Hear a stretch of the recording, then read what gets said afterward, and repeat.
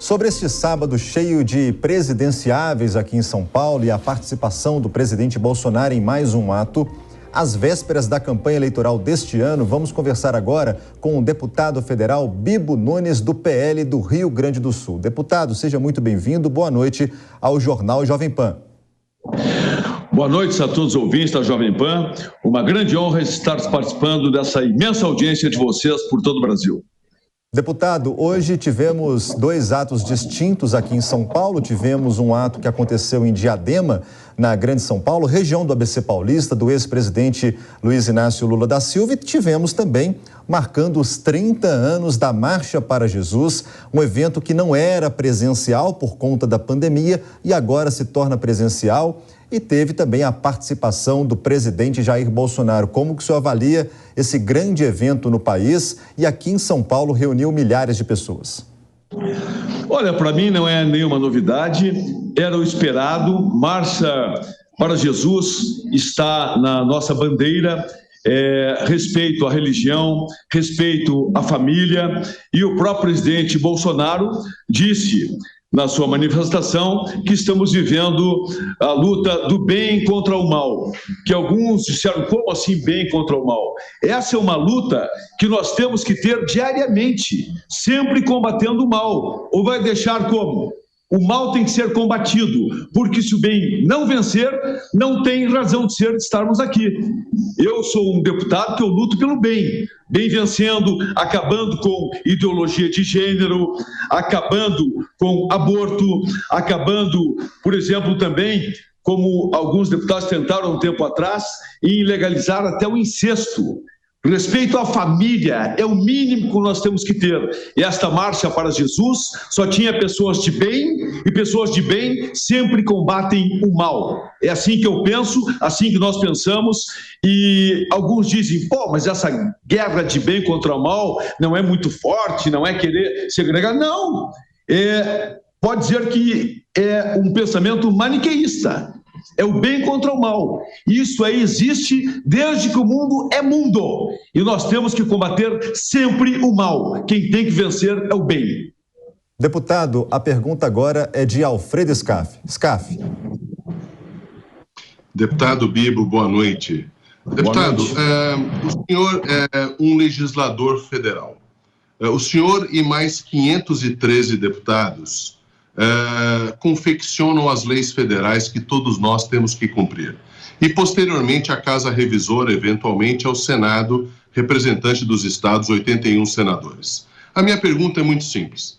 Como pode, deputado, um pré-candidato à presidência da República, que foi ex-presidente da República, atentar contra a lei federal diariamente? Atentar contra a Constituição diariamente?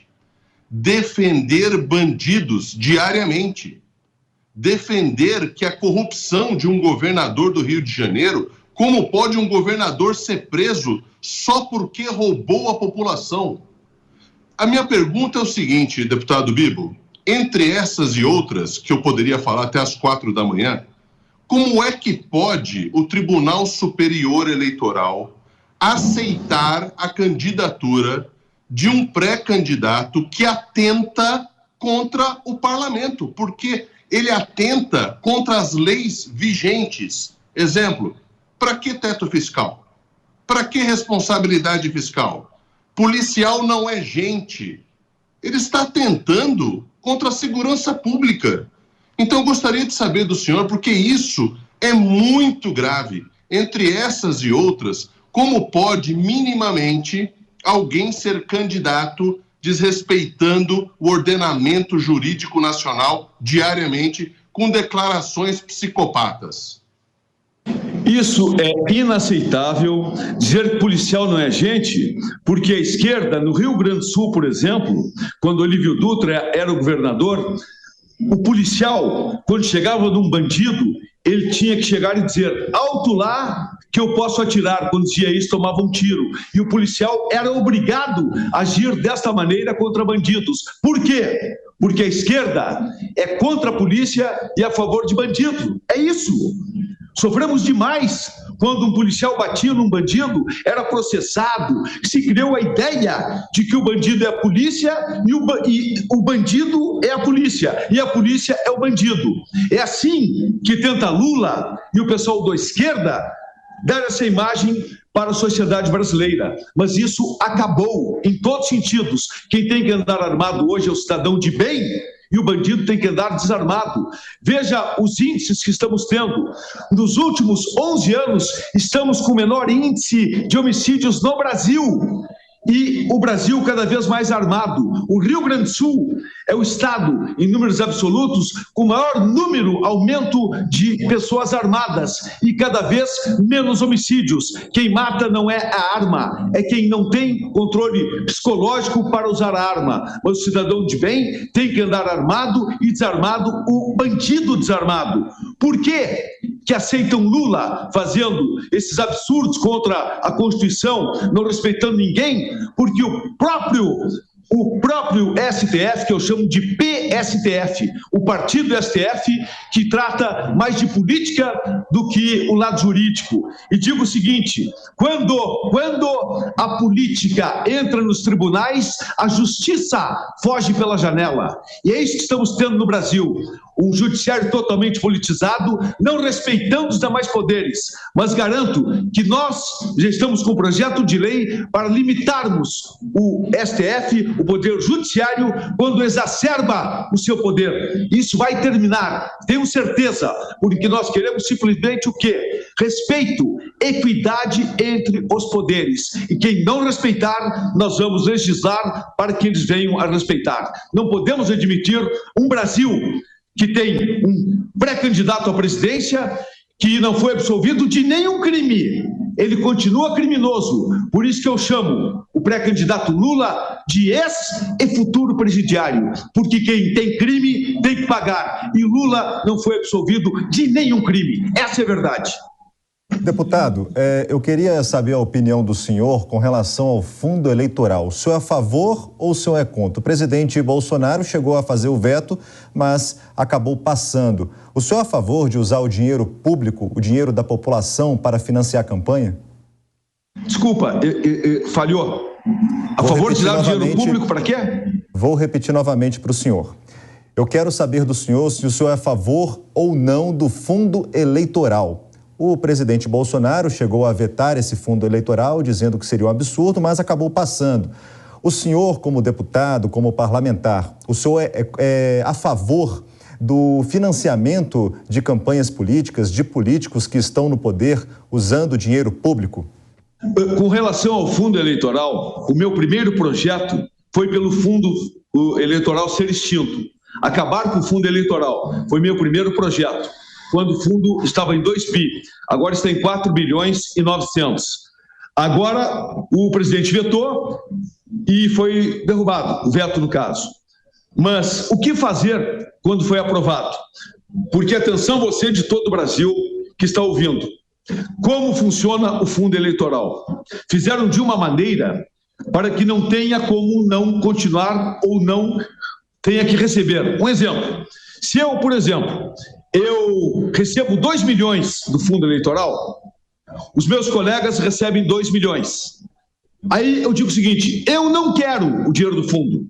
Sabe para onde vai esse dinheiro? Eu não quero dinheiro do fundo. Sabe para onde vai esse dinheiro? Vai para meus adversários. Aí eu sou um cara que não quero fundo, sou contra, fico fraco, não me elejo, morro. E os que querem a continuidade do fundo vão ter muito mais verba, mais dinheiro do que eu, e eu, que sou correto, que estou lutando pelo certo, fico sem nada e eles me trituram. O que você, cidadão, faria? Porque muitos pensam, não quero fundo, como eu pensava também, que o fundo voltasse para o governo. Não, vão para os meus adversários. E eu fico mais fraco e eles mais fortes. Não é de pensar? Não é de pensar quem quer lutar sério pelo Brasil? Sair de cena? Essa é uma jogada que tem que pensar. Porque hoje estamos vivendo onde o fundo eleitoral está aí para todos os candidatos. Aí não aceita e vai para o adversário. Mas eu me elegi o deputado federal mais votado do governo, gastando R$160 mil. Eu não dou um chiclete, uma bala por 1000 votos. Eu não compro voto. Eu não sei, sinceramente não sei como é que faz política com dinheiro. Eu acho que voto se ganha com credibilidade, com rede social e por aí afora. Mas eu que não vou bancar o bobo deles também. Se coloque na situação. Como é que fica? Então pega esse dinheiro do fundo, passa para deputados estaduais, porque quem abre mão do fundo vai para o adversário. O adversário fica forte e eu fico fraco. Porque, queira ou não, infelizmente, o dinheiro ainda influencia muito, que eu sou contra. Eu acho que deveríamos ficar nas redes sociais, onde é gratuito, na rádio, na televisão, mas isto é uma utopia. E eu continuo lutando para que não tenha o fundo, mas para ninguém. Ninguém pode ter o fundo eleitoral. E vou mais longe ainda. Termina também com o fundo partidário. Que quem está no partido colabore com o partido. Deputado. Porque o dinheiro público não pode ser com esse vetor aí. Até em cima do que o senhor está dizendo e também até anteriormente à entrada do senhor, Alfredo Scaff estava comentando sobre o fundo eleitoral. O Partido Novo é o único partido que não vai pegar o fundo eleitoral e esse dinheiro volta para o Tesouro Nacional, já que todo fundo eleitoral tem uma regra a ser cumprida e esse dinheiro é repartido com 32 partidos. O União Brasil inteiro, é o que vai levar maior... O partido inteiro. Só complementar, por gentileza, deputado. O União Brasil é a legenda que vai receber a maior quantia. Agora, a pergunta que eu faço para você, para o senhor, na verdade, é a mesma pergunta que milhares de brasileiros querem fazer para uma autoridade parlamentar. Mesmo o senhor sendo contra, se o dinheiro estiver disponível, o senhor vai ou não usar esse dinheiro para uma campanha política? Pois isso eu vou pensar, até porque eu posso repassar o dinheiro para candidatos a deputado estadual. Agora, o Novo, o partido inteiro não aceita, mas aceita o dinheiro de empresários. Aceita um dinheiro, vai ver a colaboração que o Novo recebe de empresários. É muito fácil fazer esse jogo de engana-engana. Isso não serve. E o Novo que é contra, aqui e ali, o Novo é um partido que vota sempre junto com o PSOL. Então não tem demagogia barata aqui. O Novo é tido como o PSOL de gravata. É só ver a votação do Novo. Quase sempre junto com o PSOL, que muito criticando o governo Bolsonaro. Agora não recebo, mas ficam à mercê dos empresários. Bibo Nunes, eu não fico na mão de ninguém, que eu sou independente, estou lutando pela causa, não fico na mão de ninguém, porque meu compromisso é com a população. Alfredo Scaff, a sua pergunta, por gentileza. Nessa linha, deputado, nós que somos contra o fundo eleitoral, porque esse dinheiro acaba fazendo falta para alguns setores da sociedade, vou dar um exemplo. O orçamento do Ministério da Infraestrutura, por exemplo, do ex-ministro Tarcísio. Ele volta para o partido. Volta para o partido. É o que eu digo. Se eu abrir mão do fundo e for para a sociedade, na hora. Mas não, o dinheiro vai para os meus adversários. Qual seria a sua reação sabendo disso agora? A pergunta? Por gentileza, deixa só o Scaff complementar a pergunta. Por favor, Scaff. A minha pergunta é o seguinte. O tamanho do fundo eleitoral é vergonhoso, porque nós temos um Ministério da Infraestrutura do ex-ministro Tarcísio, que na verdade buscou aí na iniciativa privada quase R$1 trilhão de investimentos. Isso pode gerar 10 milhões de empregos para frente no futuro do país, se Deus quiser. A minha pergunta para o senhor é o seguinte: como pode um político aprovar um fundo eleitoral que seja igual ao tamanho de um ministério que precisa cuidar de um país, que é do tamanho de um continente?